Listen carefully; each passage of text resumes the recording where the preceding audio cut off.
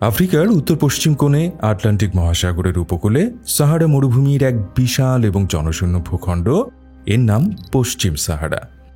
এটি এমন এক জায়গা যেখানে মাইলের পর মাইল শুধু বালি, পাথর আর গনগনে সূর্য ছাড়া আর কিছুই চোখে পড়ে না। এখানকার জনসংখ্যা মাত্র 6 লাখের মতো, যা ঢাকা শহরের একটি ছোট এলাকার জনসংখ্যার চেয়েও কম। কিন্তু এই আপাত দৃষ্টিতে গুরুত্বহীন জনবিরল মরুভূমিটি গত 50 বছর ধরে এক তিক্ত, রক্তক্ষয়ী এবং অমীমাংসিত সংগ্রামের কেন্দ্রবিন্দু। এটি এমন এক সংঘাত যা একদিকে জন্ম দিয়েছে আফ্রিকার দীর্ঘতম শরণার্থী সংকটের, অন্যদিকে তৈরি করেছে পৃথিবীর অন্যতম দীর্ঘ সামরিক প্রাচীর। এই ভূখণ্ডটিকে কেন্দ্র করে একদিকে রয়েছে সাহারাউই নামে এক যাযাবর জাতি, যারা তাদের স্বাধীনতার জন্য দশকের পর দশক ধরে লড়াই করে যাচ্ছে। অন্যদিকে রয়েছে মরক্কো, এক শক্তিশালী আঞ্চলিক শক্তি, যারা এই ভূমিকে নিজেদের ঐতিহাসিক অংশ বলে মনে করে এবং কোনোভাবেই তা হাতছাড়া করতে রাজি নয়। এর মাঝে রয়েছে আলজেরিয়ার মতো প্রতিবেশী দেশের ভূরাজনৈতিক স্বার্থ, ফ্রান্স ও আমেরিকার মতো বিশ্ব শক্তিদের জটিল কূটনীতি এবং ফসফেট, মৎস্য ও নবায়নযোগ্য শক্তির মতো বিপুল অর্থনৈতিক সম্পদের হাতছানি। কেন এই জনশূন্য মরুভূমিকে নিয়ে এত লড়াই? কিভাবে একটি ঔপনিবেশিক শাসনের অবসানের প্রক্রিয়া এক অন্তহীন এবং রক্তাক্ত সংঘাতে পরিণত হল? আর কেনই বা পশ্চিম সাহারাকে আজ আফ্রিকার শেষ উপনিবেশ বলা হয়, যার জনগণের আত্মনিয়ন্ত্রণের অধিকার আন্তর্জাতিক আইনের পাতায় স্বীকৃত হলেও বাস্তবে তা এক দুঃস্বপ্নে পরিণত হয়েছে? এইসব জটিল এবং প্রায় বিস্তৃত ঐতিহাসিক ও রাজনৈতিক প্রশ্নেরই উত্তর খোঁজার চেষ্টা করব আদ্যপান্তর আজকের পর্বে।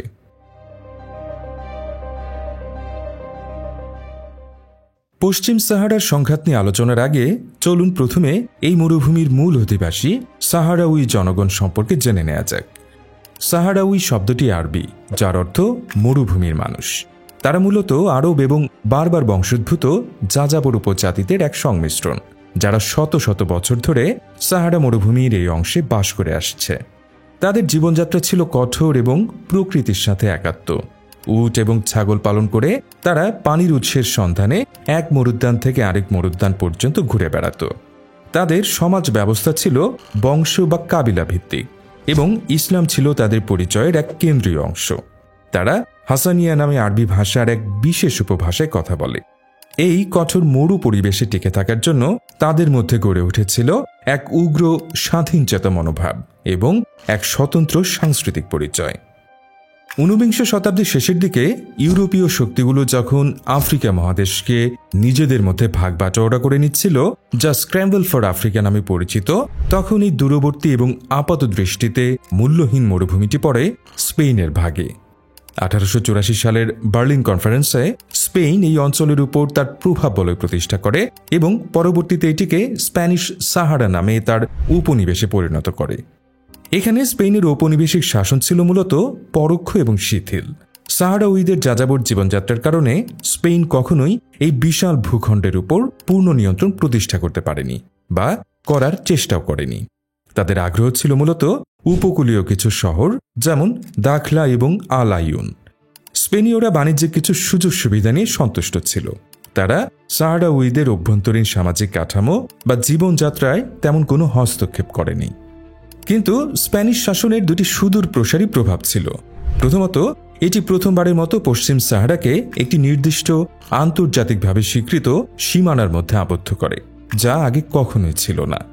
দ্বিতীয়ত, বিংশ শতাব্দীর মাঝামাঝি সময়ে স্পেন এই মরুভূমিতে এক অমূল্য সম্পদের সন্ধান পায়, ফসফেট শিলা।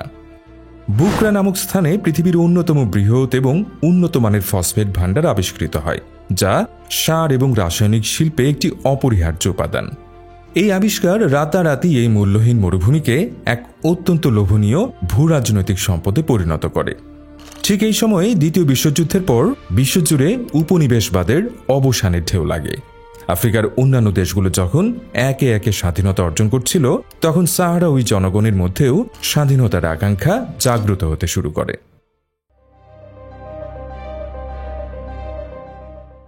1960 এবং 70-এর দশক ছিল আফ্রিকার জন্য স্বাধীনতার দশক।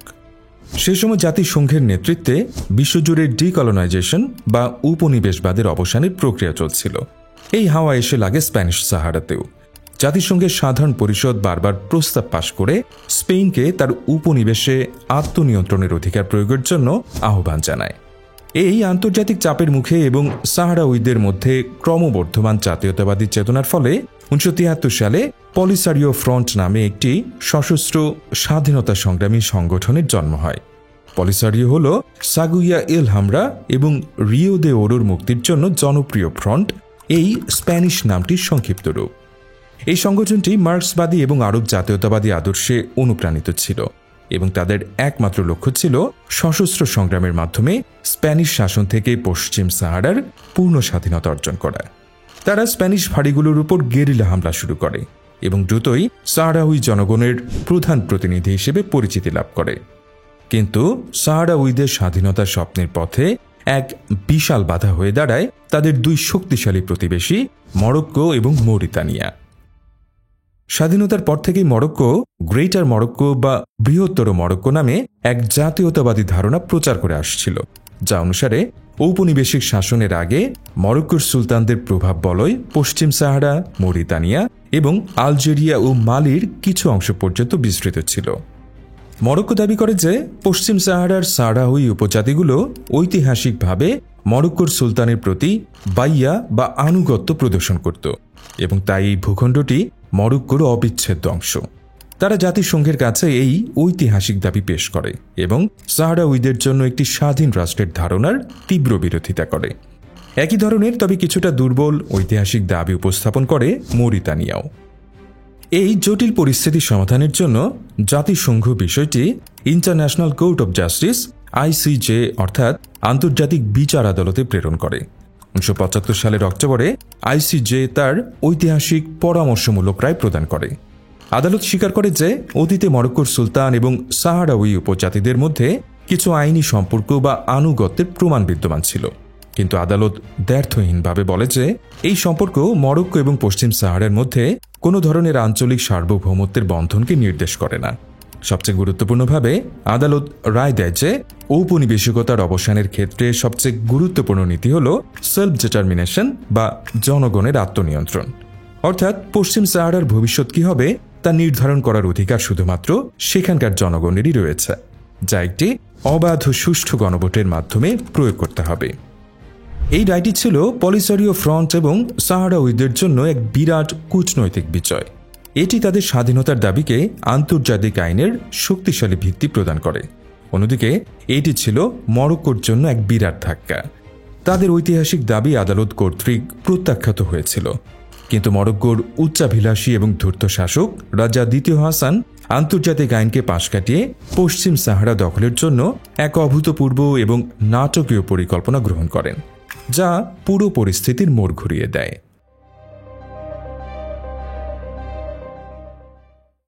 আন্তর্জাতিক বিচার আদালতের রায় মরক্কোর বিপক্ষে যাওয়ার সাথে সাথেই রাজা দ্বিতীয় হাসান বুঝতে পারেন যে আইনি পথে পশ্চিম সাহারা দখল করা সম্ভব নয়।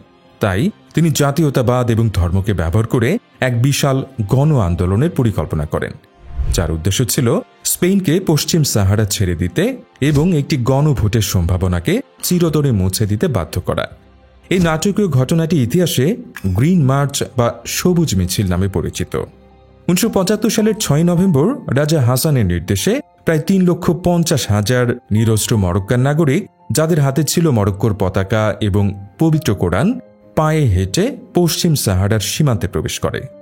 এই মিছিলের নাম সবুজ রাখা হয়েছিল ইসলামের পবিত্র সবুজ রঙের প্রতীক হিসেবে, যা এটিকে একটি ধর্মীয় তীর্থযাত্রার আবহ দিয়েছিল।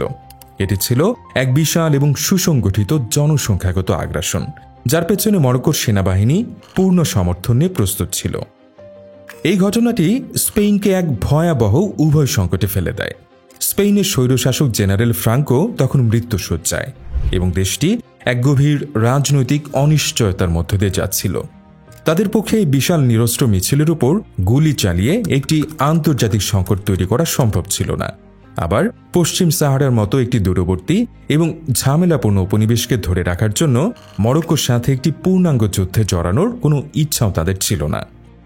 এই চাপের মুখে স্পেন সম্পূর্ণরূপে নতি স্বীকার করে। তারা সাহারাউই জনগণের প্রতি তাদের দায়িত্ব এবং জাতিসংঘের ম্যান্ডেটকে উপেক্ষা করে একটি সহজ সমাধান বা প্রস্থানের পথ খুঁজতে শুরু করে। 1975 সালের 14 নভেম্বর মাদ্রিদে স্পেন, মরক্কো এবং মৌরিতানিয়ার মধ্যে একটি গোপন চুক্তি স্বাক্ষরিত হয়, যা মাদ্রিদ অ্যাকর্ডস নামে পরিচিত। এই চুক্তি অনুযায়ী স্পেন পশ্চিম সাহারা থেকে তার প্রশাসন প্রত্যাহার করে নেবে এবং ভূখণ্ডটির অস্থায়ী শাসনভার মরক্কো এবং মৌরিতানিয়ার হাতে তুলে দেবে। এর বিনিময়ে স্পেনকে বুকরা ফসফেট খনিতে 35% অংশীদারিত্ব এবং পশ্চিম সাহারার উপকূলে মাছ ধরার বিশেষ অধিকার দেয়া হয়। এই চুক্তিতে সাহারাউই জনগণের কোনো প্রতিনিধি ছিল না এবং তাদের আত্মনিয়ন্ত্রণের অধিকারের কথা সম্পূর্ণরূপে উপেক্ষা করা হয়েছিল। জাতিসংঘ এবং আন্তর্জাতিক আইন অনুযায়ী স্পেনের দায়িত্ব ছিল একটি গণভোটের আয়োজন করা, কিন্তু এর পরিবর্তে তারা একটি উপনিবেশকে বেআইনিভাবে অন্য দুটি দেশের মধ্যে ভাগ করে দিয়ে নিজেদের দায় এড়িয়ে যায়। 1976 সালের ফেব্রুয়ারিতে সর্বশেষ স্প্যানিশ সৈন্য পশ্চিম সাহারা ত্যাগ করে। এর সাথে সাথেই মরক্কোর সেনাবাহিনী উত্তর দিক থেকে এবং মৌরিতানিয়ার সেনাবাহিনী দক্ষিণ দিক থেকে প্রবেশ করে ভূখণ্ডটি দখল করে নেয়। সাহারাউই জনগণের জন্য এটি ছিল এক চরম বিশ্বাসঘাতকতা। তাদের স্বাধীনতার স্বপ্ন পরিণত হয় এক ভয়াবহ দুঃস্বপ্নে। হাজার হাজার সাহারাউই মরক্কোর সেনাবাহিনীর অগ্রযাত্রার ভয়ে তাদের ঘরবাড়ি ছেড়ে পূর্ব দিকে আলজেরিয়ার মরুভূমির দিকে পালিয়ে যেতে শুরু করে।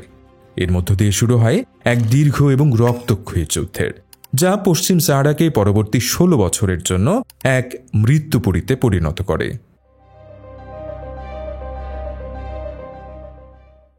স্পেনের প্রস্থানের সাথে সাথেই পলিসারিও ফ্রন্ট 27 ফেব্রুয়ারি 1976 সালে সাহারাউই আরব ডেমোক্রেটিক রিপাবলিক নামে একটি নির্বাসিত রাষ্ট্র ঘোষণা করে এবং মরক্কো মরিতানিয়ার দখলদারিত্বের বিরুদ্ধে এক সর্বাত্মক গেরিলা যুদ্ধ শুরু করে।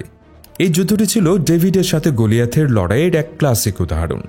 একদিকে ছিল মরক্কোর বিশাল সুসজ্জিত এবং পশ্চিমা সমর্থিত সেনাবাহিনী, অন্যদিকে ছিল পলিসারিও ফ্রন্টের কয়েক হাজার যোদ্ধার একটি ছোট বাহিনী। কিন্তু পলিসারিওর দুটি বড় সুবিধা ছিল। প্রথমত, আলজেরিয়ার সমর্থন। মরক্কোর আঞ্চলিক প্রতিদ্বন্দ্বী আলজেরিয়া এই সংঘাতে পলিসারিও ফ্রন্টকে পূর্ণ সমর্থন জানায়। তারা পলিসারিওকে অস্ত্র, প্রশিক্ষণ এবং সবচেয়ে গুরুত্বপূর্ণভাবে আলজেরিয়ার দক্ষিণ পশ্চিমের তিনদুফ অঞ্চলে একটি নিরাপদ আশ্রয় এবং সদর দপ্তর স্থাপনের সুযোগ করে দেয়। এখানে সাহারাউই শরণার্থী শিবিরগুলো গড়ে ওঠে, যা আজও বিদ্যমান। দ্বিতীয়ত, গেরিলা যুদ্ধের দক্ষতা। সাহারাউই যোদ্ধারা ছিল মরুভূমির সন্তান। তারা এই কঠোর ভূখণ্ডকে হাতের তালুর মতো চিনত। তারা টয়োটা ল্যান্ড ক্রুজারে মাউন্ট করা মেশিন গান এবং সোভিয়েত নির্মিত সারফেস টু এয়ার মিসাইল ব্যবহার করে হিট অ্যান্ড রান কৌশল অবলম্বন করত। তারা মরক্কোর দীর্ঘ সরবরাহ লাইনের উপর অতর্কিত আক্রমণ চালাত এবং তারপর বিশাল মরুভূমিতে অদৃশ্য হয়ে যেত। যুদ্ধের প্রথম কয়েক বছর পলিসারিওর গেরিলা কৌশল অত্যন্ত সফল ছিল। তারা দুর্বল প্রতিপক্ষ মরিতানিয়ার উপর এমন চাপ সৃষ্টি করে যে 1978 সালে একটি সামরিক অভ্যুত্থানের পর মরিতানিয়া যুদ্ধ থেকে সরে আসে এবং পশ্চিম সাহারার উপর তার দাবি প্রত্যাহার করে নেয়। পলিসারিও তখন তাদের সমস্ত শক্তি নিয়োগ করে মরক্কোর বিরুদ্ধে। এই গেরিলা আক্রমণের মুখে মরক্কো 1980-র দশকে এক বিশাল এবং উচ্চাভিলাষী প্রতিরক্ষা কৌশল গ্রহণ করে। তারা পশ্চিম সাহারার সম্পদশালী এবং জনবহুল পশ্চিমাংশকে পলিসারিও নিয়ন্ত্রিত পূর্বাংশের জনশূন্য মরুভূমি থেকে আলাদা করার জন্য একটি বিশাল বালির প্রাচীর বা বার্ম নির্মাণ শুরু করে। এই প্রাচীরটি প্রায় 2700 কিলোমিটার দীর্ঘ এবং এটি কাঁটাতার, ল্যান্ডমাইন এবং অত্যাধুনিক সেন্সর দ্বারা সুরক্ষিত। প্রতি কয়েক কিলোমিটারে রয়েছে মরক্কোন সেনাবাহিনীর পর্যবেক্ষণ চৌকি এবং আর্টিলারির অবস্থান। এটি পৃথিবীর অন্যতম দীর্ঘ এবং সবচেয়ে সুরক্ষিত সামরিক বিভাজন রেখা।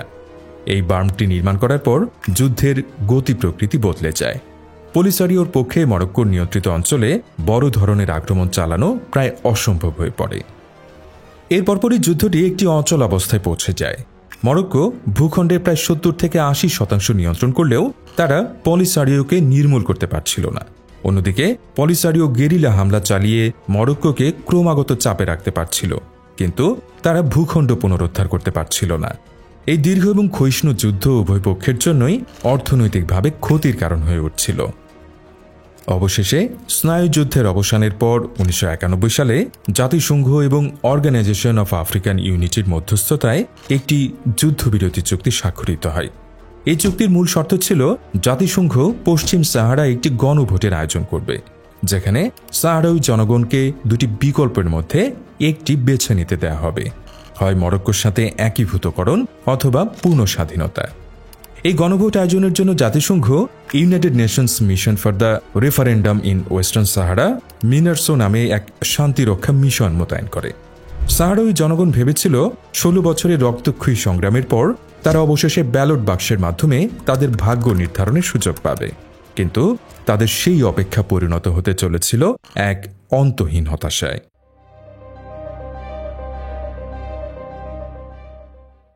1991 সালের যুদ্ধবিরতি পশ্চিম সাহারায় সংঘাত থামিয়েছিল, কিন্তু শান্তি আনতে পারেনি।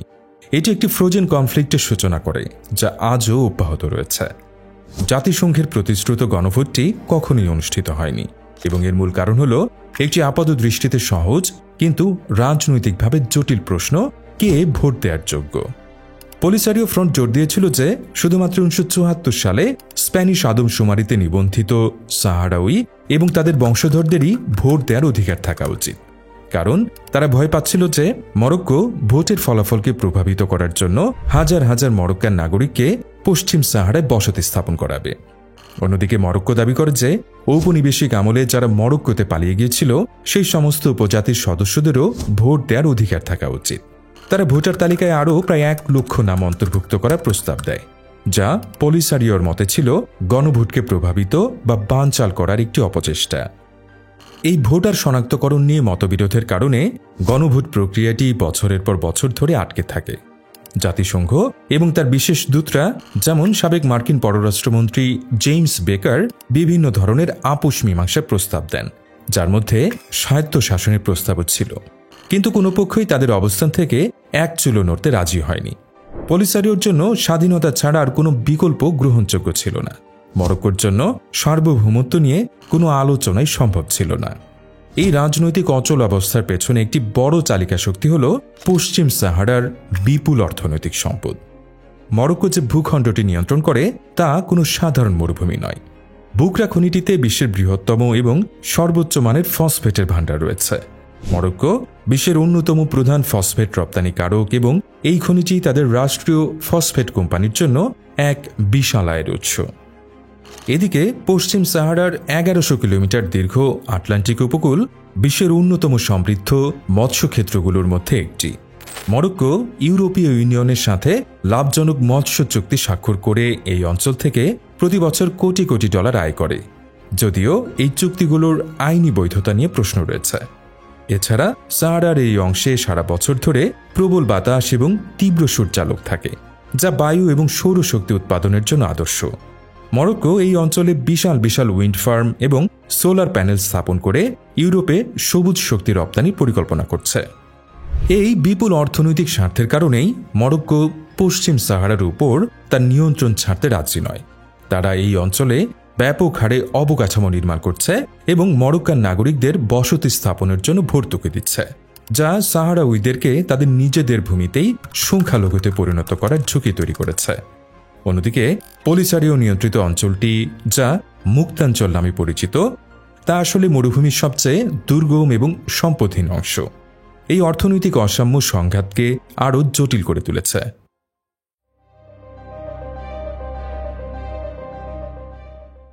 পশ্চিম সাহারার সংঘাতটি শুধুমাত্র মরক্কো এবং পলিসারিও ফ্রন্টের মধ্যে সীমাবদ্ধ নয়, এটি এক জটিল আন্তর্জাতিক ভূরাজনৈতিক খেলার অংশ হয়ে উঠেছে, যেখানে বিভিন্ন আঞ্চলিক এবং বিশ্ব শক্তিদের নিজস্ব স্বার্থ জড়িয়ে আছে।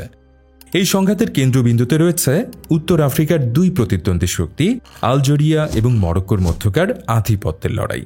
আলজেরিয়া পলিসারিও ফ্রন্টের প্রধান পৃষ্ঠপোষক। তারা সাহারাউইদের আত্মনিয়ন্ত্রণের অধিকারকে সমর্থন করার কথা বললেও তাদের মূল লক্ষ্য হল মরক্কোকে দুর্বল এবং ব্যস্ত রাখা এবং একটি স্বাধীন সাহারাউই রাষ্ট্রের মাধ্যমে আটলান্টিক মহাসাগরে একটি সম্ভাব্য প্রবেশাধিকার নিশ্চিত করা। এই প্রতিদ্বন্দ্বিতার কারণেই আলজেরিয়া তার মাটিতে লক্ষ লক্ষ সাহারাউই শরণার্থীকে দশকের পর দশক ধরে আশ্রয় দিয়ে আসছে। ফ্রান্স ঐতিহাসিকভাবে মরক্কোর সবচেয়ে শক্তিশালী পশ্চিমা মিত্র। জাতিসংঘের নিরাপত্তা পরিষদে ফ্রান্স প্রায়ই মরক্কোর পক্ষে তার ভেটো ক্ষমতা ব্যবহার করে বা করার হুমকি দিয়ে মরক্কো বিরোধী যে কোনো প্রস্তাবকে আটকে দিয়েছে। এদিকে স্পেন সাবেক ঔপনিবেশিক শক্তি হিসেবে মরক্কোর সাথে তাদের অর্থনৈতিক এবং নিরাপত্তা, বিশেষ করে অভিবাসন নিয়ন্ত্রণ সম্পর্কের কারণে তারা বরাবরই মরক্কোর পক্ষেই নরম অবস্থান গ্রহণ করেছে। সম্প্রতি যুক্তরাজ্য পশ্চিম সাহারার উপর মরক্কোর স্বায়ত্তশাসনের দাবিকেই ন্যায্য এবং যৌক্তিক বলে মত দিয়েছে। জার্মানি এবং নেদারল্যান্ডসের মতো দেশগুলো মরক্কোকে সমর্থন করছে। অন্যদিকে মার্কিন যুক্তরাষ্ট্র ঐতিহাসিকভাবে একটি নিরপেক্ষ অবস্থান বজায় রেখেছিল এবং জাতিসংঘের গণভোট প্রক্রিয়াকে সমর্থন করত। কিন্তু 2020 সালের ডিসেম্বরে তৎকালীন প্রেসিডেন্ট ডোনাল্ড ট্রাম্প এক আকস্মিক ঘোষণায় পশ্চিম সাহারার উপর মরক্কোর সার্বভৌমত্বকে স্বীকৃতি দেন। এর বিনিময়ে মরক্কো ইসরায়েলকে স্বীকৃতি দেয়, যা ছিল ট্রাম্প প্রশাসনের আব্রাহাম অ্যাকর্ডস নীতির একটি অংশ। এই স্বীকৃতিটি ছিল আন্তর্জাতিক আইনের একটি বড় লঙ্ঘন এবং এটি সাহারাউইদের জন্য ছিল একটি বিরাট কূটনৈতিক বিপর্যয়। যদিও এরপর ক্ষমতায় আসা বাইডেন প্রশাসন এই সিদ্ধান্তকে পুরোপুরি উল্টে দেয়নি, তবে তারা পুনরায় জাতিসংঘের নেতৃত্বাধীন রাজনৈতিক সমাধানের উপর জোর দিয়েছিল। বর্তমানে পশ্চিম সাহারার পরিস্থিতি এক গভীর অচলাবস্থায় নিমজ্জিত। আলজেরিয়ার তিনদুফ রিফিউজি ক্যাম্পে প্রায় 1,70,000 সাহারাউই শরণার্থী মানবেতর পরিস্থিতিতে বাস করছে। তারা আন্তর্জাতিক সাহায্যের উপর সম্পূর্ণরূপে নির্ভরশীল এবং বলতে গেলে তাদের কোনো ভবিষ্যৎ নেই। একটি পুরো প্রজন্ম এই ক্যাম্পে জন্মগ্রহণ করেছে এবং বড় হয়েছে, তাদের মাতৃভূমি না দেখেই। 2020 সালে মরক্কোর একটি সামরিক অভিযানের প্রতিক্রিয়ায় পলিসারিও ফ্রন্ট 29 বছর ধরে চলা যুদ্ধবিরতি চুক্তি থেকে নিজেদের প্রত্যাহার করে নেয় এবং মরক্কোন বার্মের উপর বিক্ষিপ্ত হামলা শুরু করার ঘোষণা দেয়। যদিও এটি এখনও কোনো পূর্ণাঙ্গ যুদ্ধে রূপ নেয়নি, তবে এটি সংঘাতটিকে পুনরায় আলোচনার কেন্দ্রবিন্দুতে নিয়ে এসেছে। এছাড়া মরক্কো নিয়ন্ত্রিত পশ্চিম সাহারায় যে কোনো ধরনের স্বাধীনতাপন্থী কার্যকলাপ কঠোরভাবে দমন করা হয়। সাহারাউই মানবাধিকার কর্মী এবং সাংবাদিকদেরকে নিয়মিতভাবে গ্রেপ্তার, নির্যাতন এবং দীর্ঘমেয়াদী কারাদণ্ড দেওয়ার ঘটনা নিয়ে আন্তর্জাতিক মানবাধিকার সংস্থাগুলো গভীর উদ্বেগ জানিয়ে আসছে। পশ্চিম সাহারার সংঘাতটি আর শুধুমাত্র একটি ভূখণ্ড নিয়ে লড়াইয়ে সীমাবদ্ধ নেই। এটি পরিণত হয়েছে বিভিন্ন আদর্শ, স্বার্থ এবং ইতিহাসের এক জটিল সংঘর্ষে। এটি একদিকে যেমন সাহারাউই জনগণের আত্মনিয়ন্ত্রণের অধিকার এবং আন্তর্জাতিক আইনের নীতির লড়াই, তেমনি অন্যদিকে এটি মরক্কোর জাতীয় পরিচয়, ঐতিহাসিক দাবি এবং অর্থনৈতিক স্বার্থ রক্ষার লড়াই। এটি উত্তর আফ্রিকায় আঞ্চলিক আধিপত্য প্রতিষ্ঠার জন্য মরক্কো এবং আলজেরিয়ার মধ্যকার এক প্রক্সি যুদ্ধ। এটি বিশ্বশক্তিদের ভূরাজনৈতিক স্বার্থ এবং কূটনীতির এক জটিল দাবা খেলা। এই সমস্ত কিছুর মাঝে পিষে যাচ্ছে সাহারাউই জনগণ। তাদের গল্পটি হল ঔপনিবেশিকতার অবসানের এক অসমাপ্ত অধ্যায়, যেখানে একটি জাতির স্বাধীনতার স্বপ্ন আন্তর্জাতিক উদাসীনতা, ভূরাজনৈতিক হিসেব নিকেশ এবং অর্থনৈতিক লোভের মরুভূমিতে হারিয়ে গেছে। যতক্ষণ আন্তর্জাতিক সম্প্রদায় সাহারাউই জনগণের আত্মনিয়ন্ত্রণের অধিকারকে সম্মান জানিয়ে একটি অবাধ সুষ্ঠু গণভোট আয়োজনের জন্য মরক্কোর উপর সত্যিকারের চাপ প্রয়োগ করছে, ততক্ষণ পর্যন্ত পশ্চিম সাহারা আফ্রিকার শেষ উপনিবেশ এবং বিশ্বের বিবেকের বুকে এক গভীর ক্ষতচিহ্ন হিসেবেই থেকে যাবে।